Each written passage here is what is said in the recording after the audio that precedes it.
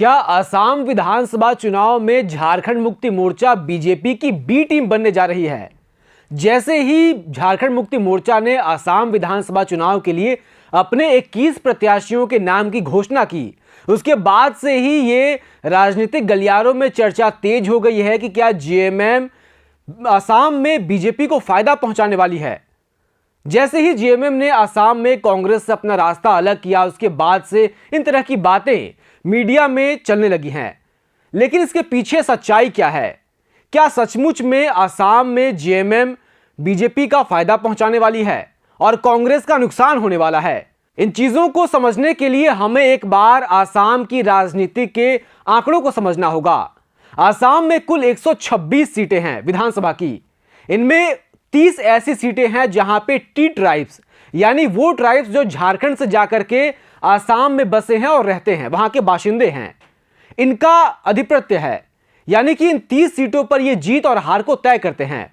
अब झारखंड मुक्ति मोर्चा इन सीटों पर अपनी नजर डाले हुए है। वो चाहता है कि वो भी इन सीटों पर चुनाव लड़े और जीत कर आए। मौजूदा समय में जिन सीटों पर जेएमएम ने अपने प्रत्याशियों के नाम की घोषणा की है, 21 सीटों की घोषणा की है, उनमें से 90% सीटों पर इस वक्त भाजपा के विधायक हैं। यानी आप समझिए कि अगर 21 सीटें हैं तो 17 सीटें ऐसी हैं जहां बीजेपी के सिटिंग एमएलएज हैं, जिनके खिलाफ जेएमएम ने अपने कैंडिडेट्स खड़े किए हैं। मात्र एक ऐसा सीट है जहां पे मौजूदा समय में कांग्रेस का कोई विधायक हो। तो यह कहना बिल्कुल भी गलत होगा कि असम में जेएमएम कांग्रेस के विरोध में खड़ी हो गई है, बल्कि जो आंकड़े हैं वो बिल्कुल इसके विपरीत हैं। यानी कि असम के 21 सीटों पर जिन पर जेएमएम चुनाव लड़ने वाली है, उसके 17 सीटों पर भाजपा के विधायक मौजूद हैं। अब आप सोचिए कि जेएमएम किसका नुकसान करेगी, असम में बीजेपी का या फिर कांग्रेस का? बात करें टी ट्राइब्स की, तो जिस पर सबकी नजरें टिकी हुई है कि जिनकी आबादी असम में 20% बताई जाती है, यानी कि 70 लाख आबादी असम में टी ट्राइब्स की है।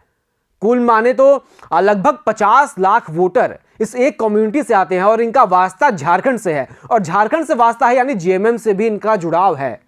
अब राजनीतिक रूप से देखा जाए तो टी ट्राइब्स परंपरागत रूप से कांग्रेस के वोटर रहे हैं, क्योंकि टी ट्राइब्स जहां काम करते थे टी गार्डन्स में, वहां कांग्रेस के यूनियंस का दबदबा था। लेकिन बीते 2 दशकों में टी ट्राइब्स ने अपने वोटिंग पैटर्न को बदला है। अब टी ट्राइब्स मात्र कांग्रेस के वोटर न रहकर बल्कि भाजपा के खेमे में भी पहुंच गए हैं, और भाजपा के अधिकांश विधायक उस क्षेत्र में निकल कर आए हैं। तो आप सोचिए कि जिस टी ट्राइब्स पर सबकी नजरें हैं, कहा जा रहा था कि ये कांग्रेस के वोटर होते हैं, लेकिन मूलतः देखा जाए तो पिछले कई चुनावों में टी ट्राइब्स ने भाजपा को समर्थन दिया है। और अगर जेएमएम वहां चुनाव लड़ता है तो इसमें कहने में कोई गुरेज नहीं होगा कि वो टी ट्राइब्स जेएमएम की ओर शिफ्ट कर सकते हैं। ये संख्या कितनी होगी ये भविष्य बताएगा। लेकिन बात करें टी ट्राइब्स की, तो इनकी जो भूमिका होने वाली है इस चुनाव में, ये असम की राजनीति को बड़े पैमाने पर बदल सकती है। इसके अलावा भी जेएमएम के कई ऑब्जेक्टिव्स, यानी उनके जो उद्देश्य हैं, उस पर चर्चाएं चल रही हैं। कई लोगों का मानना है कि जेएमएम को असम में सीटें जीतने से मतलब ही नहीं है, बल्कि जेएमएम वहां 5% से अधिक वोट प्रतिशत लाकर खुद को राष्ट्रीय पार्टी बनने की रास्ते में एक मुकाम की तरह देख रही है। आप सभी को मालूम होगा कि जेएमएम बार बार पिछले 1 साल से खुद को राष्ट्रीय पार्टी बनाने की कवायद में लगी हुई है। बिहार में भी जेएमएम चाहता था कि वो गठबंधन का हिस्सा बने, बिहार में चुनाव लड़े, उसके भी कुछ वोट प्रतिशत आए, उसका भी वोट बढ़े। लेकिन बिहार में भी उसे मात्र 2 सीटें देने की बात कही जा रही थी। अंत में जेएमएम ने 1 भी सीटें ही लिया और जेएमएम बिहार चुनाव से अलग हो गया।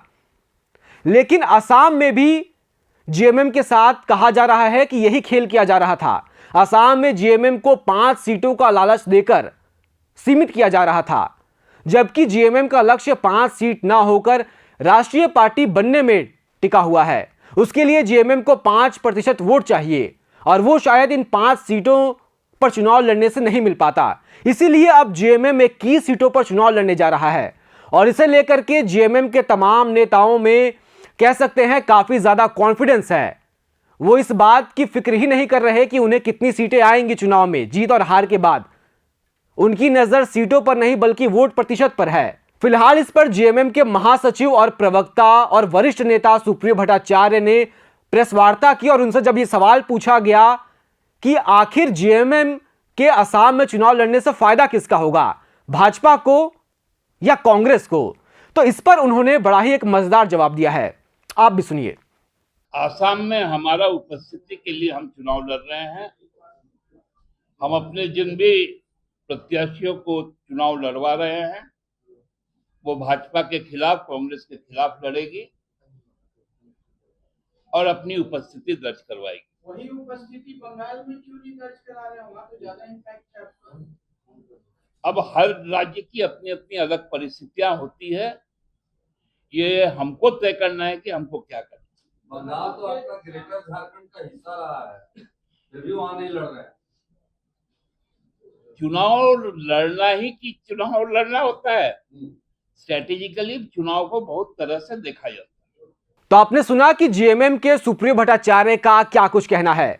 उनसे जब यह पूछा गया कि क्या असम में गठबंधन में दरार के असर झारखंड में भी पड़ेंगे, तो उन्होंने इसे साफ इनकार कर दिया। उन्होंने कहा कि झारखंड का गठबंधन अगले चुनाव तक का है, अगला चुनाव यानी 2029 तक का विधानसभा चुनाव, यानी कि झारखंड में सब कुछ शांत रहने वाला है।